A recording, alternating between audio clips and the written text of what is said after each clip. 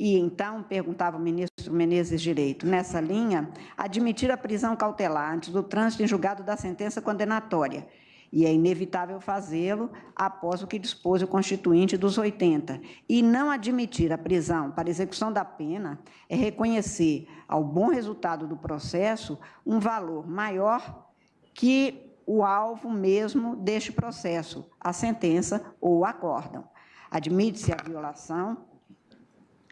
do que se entende por um princípio da inviolabilidade da liberdade antes do trânsito em julgado, com base em juízo sumário não exauriente para garantia do processo penal, mas não se admitiria esse cenário com base em uma cognição plena e exaustiva realizada nas instâncias ordinárias. O que se buscou, então, sempre para se assegurar a aplicação plena e efetiva do princípio da presunção da inocência foi rigorosamente que se detivesse dentro das condições estabelecidas, portanto, após, tal como fixado aqui, pelo menos uma decisão de segundo grau, ou de segunda instância, como se asseverou então. Esse entendimento que não prevaleceu em 2009, veio a prevalecer em 2016, como também aqui já foi muitas vezes afirmado. Nesse caso, o que se discute é exatamente essa chamada antecipação da execução penal, quando já esgotados os recursos ordinários. Portanto, não teria esta natureza cautelatória tradicionalmente afirmada, porém, seria passível de ser decretada a partir do transcurso e esgotamento da preclusão dos recursos ordinários com efeito suspensivos, excluídos, portanto, os de natureza extraordinária, especial no Superior Tribunal, e o extraordinário, independentemente, portanto, de se ter o trânsito em julgado da condenação. Ao julgar o habeas corpus número 126.292, em 17 de maio de 2016, eu acentuei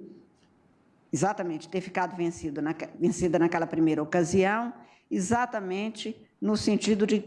do voto que, então, acabou prevalecendo, que foi o voto do ministro Theory relator, ou seja, considerei sempre que a interpretação da Constituição, no sentido de que ninguém pode ser considerado culpado até o trânsito em julgado da sentença penal condenatória, haveria de ser lido e interpretado no sentido de que ninguém pode ser considerado culpado, mas há fases que vão desde a investigação, a denúncia, a condenação e a culpa com trânsito em julgado com consequências diferentes, o que, aliás, hoje ainda o ministro Gilmar chegou a chamar a atenção, repetindo o que ele dizia, tanto que, como o ministro Dias Toffoli também voltou a acentuar, já tinha dito antes, embora não tenha o trânsito em julgado formal, eles admitem, Vossa Excelência, e também o ministro Gilmar, que haja uma gradação na forma de execução, exatamente numa interpretação que não permita o déficit judicial de uma parte, mas que também preserve todas as garantias que são constitucionalmente asseguradas, da ampla defesa, dos recursos a ela inerentes e da possibilidade ou da probabilidade de se haver até mudança e, portanto, aí um cerceamento à liberdade que não pode ser reposto mesmo. Por isso, naquela ocasião, eu já dizia que todas as possibilidades de se considerar inocência até prova em contrário são resolvidas pelo sistema brasileiro com a permissão de consequências que vão até a execução chamada provisória da pena, neste sentido. Para mim, admitir-se que o princípio da não culpabilidade penal seria impossibilitar absolutamente qualquer atuação do Estado no sentido de se dar cobro, pode levar, como foi reiterado aqui hoje em alguns votos, à impunidade. Até porque, neste caso, a Constituição, de um lado, assegura direitos fundamentais, que são relevantíssimos para a democracia, e, por outro lado, garante também que o direito penal e a pena de prisão é realmente algo que a sociedade, num determinado momento, provavelmente vai rever, mesmo em condições muito melhores do que as oferecidas neste trágico ou dramático quadro penitenciário brasileiro, mas, mesmo assim, haverá de ser revisto. Entretanto, tal como posto no sistema brasileiro e prevalecente, tenho para mim que não há ruptura ou afronta ao princípio da não culpabilidade penal, este início de cumprimento da pena determinada quando já exaurida a fase de provas, que se extingue exatamente após o duplo grau de jurisdição, porque então passa-se a discutir basicamente o direito. O quadro fático, portanto, não me permitia naquela ocasião, como não me permite agora, que se tenha como inconstitucional ou impossível de se dar o cumprimento da sentença, ou do acórdão, no caso, da decisão, após o julgamento de segunda instância. Após, portanto, esses julgamentos de 2009, depois voltamos ao tema em julgados de turma em 2010, e principalmente com a mudança de jurisprudência em 2016, e neste caso, como antes já citei, no habeas corpus de relatoria do ministro Teori Zavascki, 126.292, nas cautelares, nas ações declaratórias de constitucionalidade e na repercussão geral reconhecida no recurso extraordinário 964/246, tenho como reforçada, pelo menos até aqui, o entendimento tal como então postulei. Então, continuo mantendo este mesmo entendimento. O ministro Roberto Barroso hoje fez referência aqui a se ter uma impunidade pela ausência de um cumprimento de uma pena, pela extensão e pelas condições de um sistema legal que permite recursos, inclusive protelatórios, não apenas aqueles que são os inerentes à ampla defesa do réu, levam realmente a uma falta de eficácia do direito penal para os fins a que ele se destina. E, neste caso, ministro Barroso, eu diria que, mais do que a efetividade do direito penal, que então não se cumpre, e que é direito da pessoa, de um lado, ter os seus recursos devidamente verificados, examinados e julgados, e, de outro lado, a sociedade a ter a resposta pela absolvição ou pela condenação, mas também a que se dá ênfase ao princípio da igualdade, porque não seria possível, como Vossa Excelência expõe, um quadro em que teria pessoas que têm a mais absoluta condição de se valer de todos os recursos e uma outra que não tem condições e que, por isso mesmo, não pode se valer e ter garantida a mesma situação. E a circunstância, portanto, de não se ter a observância integral de todos os princípios constitucionais é que me leva a uma interpretação sistêmica, incluídos aí dos que se referem aos direitos fundamentais. Este Supremo Tribunal Federal já admitiu antes, na década, portanto, de 90, a possibilidade desta prisão, deixou de reconhecer em 2009, voltou a reconhecê-la em 2016. Em todas essas ocasiões,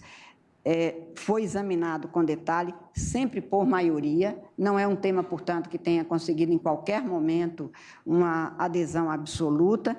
e por isso mesmo é que tenho, claro,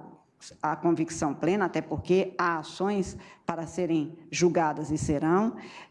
no sentido de aplicar o artigo 283 com o entendimento aqui prevalecente, a meu ver, mostrando-se compatível com a interpretação a que chegou este Supremo Tribunal Federal a partir do julgamento do habeas corpus 126.292. Devo dizer que a circunstância de nós termos a possibilidade de ter mutação constitucional normalmente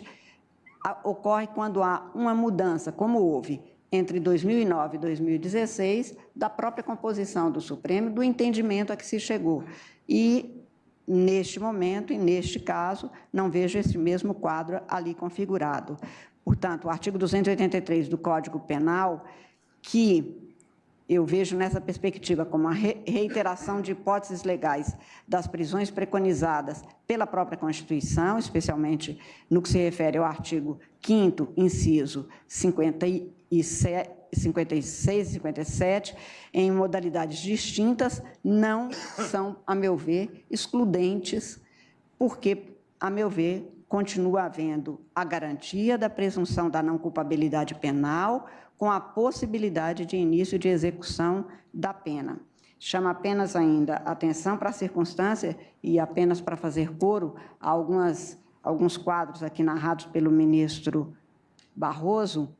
que esta circunstância de se ter, como o ministro Toffoli também acentuou, por exemplo, no caso do Tribunal de Júri, que Vossa Excelência aceita, como nós já aceitávamos no Tribunal Eleitoral para outros efeitos, que não o penal, mas de inelegibilidade,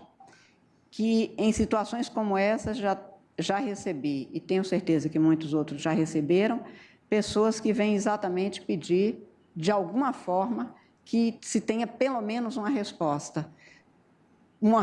que não é uma explicação, porque não é possível explicação num Estado de Direito em que alguém, às vezes réu confesso, continua sem ter nenhum cumprimento de pena, em nome exatamente de um princípio que não torna impune aquele que cometeu e que tem que pagar pelo seu erro devidamente reconhecido, já em duas instâncias, naquelas que se referem exatamente à prova. Por essas razões, farei juntada de voto, mas com todas as vênias que apresento aos senhores que votaram no sentido da concessão da ordem, eu acompanho o relator para também denegar a ordem pleiteada. E a duas, portanto, inicialmente tinha sido deferida na sessão do último